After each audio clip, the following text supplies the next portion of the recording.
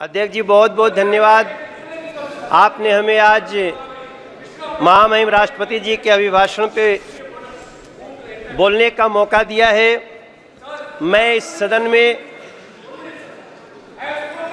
तीसरी बार आया हूं और मैं दिल्ली से नॉर्थ ईस्ट दिल्ली के जनता का बहुत धन्यवाद करना चाहता हूं, जिन्होंने हमें तीसरी बार चुन के भेजा और सिर्फ हमें ही नहीं भेजा बल्कि हमारे दिल्ली के 7 के 7 लोगों को तीसरी बार जिता करके भेजा है। हम सभी यहाँ सांसद खड़े हैं,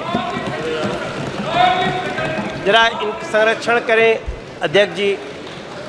मात्र मुझे ही नहीं भेजा बल्कि हमारे 7 के 7 सांसदों को तीसरी बार भेजा और नरेंद्र मोदी जी में वो विश्वास दिलाया। आज तक दिल्ली में नया इतिहास बना, कभी तीसरी बार 7 सांसद 7-0 से जीत के आए ही नहीं। ये विश्वास है हमारे नरेंद्र मोदी जी के प्रति, देश के प्रधानमंत्री जी के प्रति।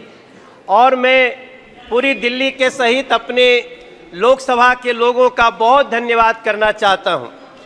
माननीय अध्यक्ष जी, हम जब 2014 में आए थे इस सदन में, तब हम एक दूसरी दुनिया से आए थे और जब हम सदन में घुसने जा रहे थे, जब मेरी नज़र पड़ी कि देश का प्रधानमंत्री बनने जा रहे एक व्यक्ति, जिन सीढ़ियों से लोग चप्पल जूते पहन के जा रहे थे, अचानक हमने देखा वो नरेंद्र मोदी जी उन सीढ़ियों पर माथा रख के झुक गए थे। हमारे जैसे लोग जो किसी और दुनिया से राजनीति में आते हैं, उनके लिए एक बड़ा एग्जाम्पल था। मैंने अध्यक्ष जी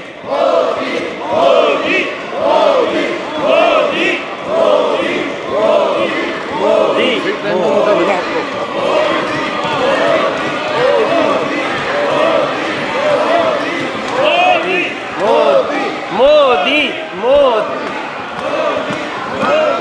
भारत माता की। अध्यक्ष जी, जब मैं पहली बार यहाँ आया था तो हमने देखा देश के होने वाले प्रधानमंत्री उन सीढ़ियों पर माथा रख के आगे बढ़ रहे थे। जब हम दूसरी बार, माननीय अध्यक्ष जी, जब हम दूसरी बार 2019 में जब हम संसद में आए तो हमने देखा देश के प्रधानमंत्री पद पे आ रहे नरेंद्र मोदी जी ने सबसे पहले संविधान को ऐसे माथा झुका करके प्रणाम किया। वो दृश्य हमारे लिए, और मैं समझता हूं मेरे सभी साथियों के लिए, हाथ में संविधान लेना भी ठीक है, लेकिन संविधान लहराना और संविधान की पूजा करना दोनों में अंतर है। हमने नरेंद्र मोदी जी को संविधान की पूजा करते हुए देखा है। इसलिए मैं बड़े ही विनम्रता से कहना चाहता हूं, राष्ट्रपति जी के अभिभाषण के बाद मैं जब दिल्ली के ही अपनी कुछ बातें करूंगा, दिल्ली के ही सौभाग्य को देखूंगा। कोई द्वारका एक्सप्रेस पे जा करके गाड़ी चलाता होगा, तब उसको समझ में आता होगा कि सरकार क्या होती है और कैसे लोगों का काम होता है। NH-24 पे जाते होंगे, आज दिल्ली मेरठ तक चली गई है अध्यक्ष जी। आज लोग दिल्ली में मेरठ से काम करने आते हैं और 35 से 40 मिनट में पहुंचते हैं। तब हम सबको गर्व होना चाहिए। हमें गर्व क्यों नहीं होना चाहिए जब हमें पता चलता है कि देश के 4 करोड़ 22 लाख बेघर को पहली बार घर मिल गया।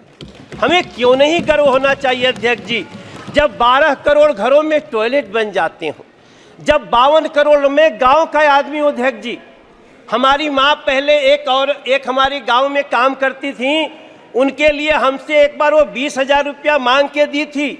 और एक दिन वही हमारी माई हमसे कहती है, ए मनोज, तू जाना तला झुरी तिवारी के मेहरारू के उनके घर मिल गई, मोदी जी घर दिले बाड़े। अध्यक्ष जी, हम जानते हैं कि गांव में घरों में टॉयलेट न होने का क्या दंश होता था। हम लोग साइकिल से जाते थे तो सड़क पे खड़ी महिलाएं खड़ी हो जाती थीं। अगर उस दंश को किसी ने दूर किया, वो नरेंद्र मोदी जी, वो सरकार, हम क्यों न गर्व करें इस पे। 13 करोड़ घरों में नल से जल लगा दिए। हम दिल्ली में पाइप से घरों में गैस जा रही है, पाइप से गैस जा रही है, और दिल्ली में एक बैठी हुई आम आदमी पार्टी की सरकार नल से जल तक नहीं दे पाई। हम ये भी दंश इसी दिल्ली में देख रहे हैं। अध्यक्ष जी, कभी भारत मंडपम देखिए। मेरे विपक्ष के भी साथी लोग, आप लोग जाइए। आप जब जाएंगे तो आपको गर्व होगा। आप कभी, हाँ दादा, होता है, होगा। आप कभी यशोभूमि को देखिए, आप कभी बाबा साहब भीमराव अंबेडकर स्टडी सेंटर को देखिए। इसी दिल्ली में जिस बाबा साहब भीमराव अंबेडकर को अंतिम क्रिया के लिए 1 कट्ठा जमीन नहीं दिया गया, बुरा मत मानना, नाराज मत होना, उसी दिल्ली के हृदय में नरेंद्र मोदी जी ने 5 एकड़ में बाबा साहब का स्टडी सेंटर बना के दिया है। ये होता है सम्मान संविधान के प्रति और संविधान के बनाने वालों के प्रति। मुझे बहुत वेदना के साथ टीएमसी के एक हमारे सांसद, मेरे प्रिय साथी, आज आपने एक्ट्रेस के नाम पे क्या दिया, क्या एक महिला को आप देखो, बुरा मत मानना, हाथ जोड़ के आपको ये बात, इस तरह से महिलाओं का अपमान नहीं करना चाहिए। कल्याण दादा, नहीं, नहीं करना चाहिए। मैं आपसे प्रार्थना करता हूं, आप कोई एक्ट्रेस को सिर्फ देखने वाली वस्तु महिलाओं को न समझा जाए, हम आपसे प्रार्थना करते हैं। हमें गर्व इस बात का होना चाहिए। अध्यक्ष जी, माफी चाहता हूं। अध्यक्ष जी, मैं खत्म करूंगा। मुझे गर्व तब होना चाहिए जब इस दिल्ली में, अब इस देश में, नहीं, हम गुमराह नहीं कर रहे हैं। अगर आप दादा, कोई बात नहीं दादा, अब इस देश में दादा ऐसा नहीं करना चाहिए। देश के 70 साल के बुजुर्गों को अब वृद्धाश्रम भेजने की आवश्यकता नहीं। खत्म करना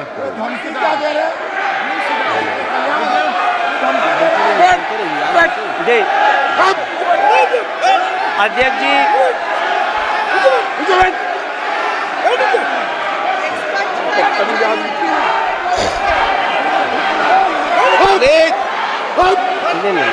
प्लीज अध्यक्ष जी, ओके,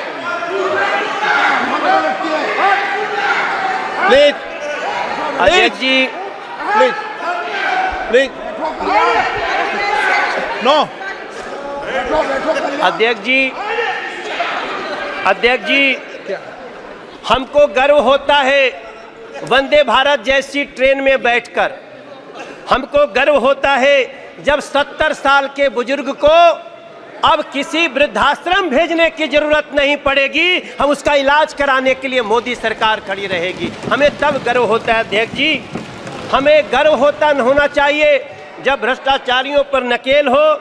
इसलिए मैं प्रार्थना करता हूं अपने सभी साथियों से कि हो सके तो, हाँ गाना तो गाते हैं दादा, हम आप सभी से प्रार्थना कर, अब आज जब यहाँ से हम निकलते हैं तो हमें अपने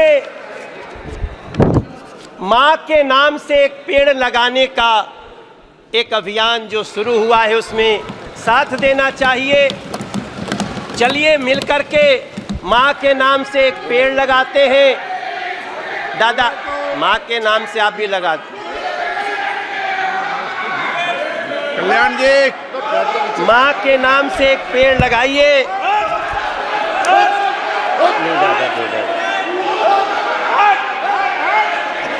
और मैं अध्यक्ष जी, मैं एक लाइन के अत्यंत अभद्र प्लीज नरेंद्र मोदी जी सरकार को प्लीज तीसरी बार अगर इस देश की जनता ने चुन के भेजा है,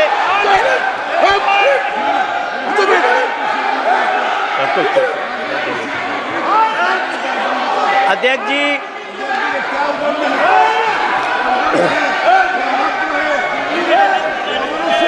बैठो। प्रसून जी अध्यक्ष जी, प्लीज मैं नो। पंक्ति के साथ अपनी वाणी को विराम देने जा रहा हूं। नरेंद्र मोदी जी को तीसरी बार देश ने ऐसे ही नहीं चुना है। हमारे संस्कृत में एक श्लोक है, अभिवादनशीलस्य नित्यं वृद्धोपसेविना चत्वारः तस्य वर्धन्ते आयुर्विद्या यशो बलम। नरेंद्र मोदी जी की भी आयु बढ़े, नरेंद्र मोदी जी के सरकार की भी आयु बढ़े, ये इस देश की जनता चाहती है। आपने हमें बोलने का मौका दिया। मैं राष्ट्रपति जी के अभिभाषण को बहुत ही उत्तम मानता हूँ, बहुत समर्थन करता हूँ। आपको धन्यवाद देता हूँ।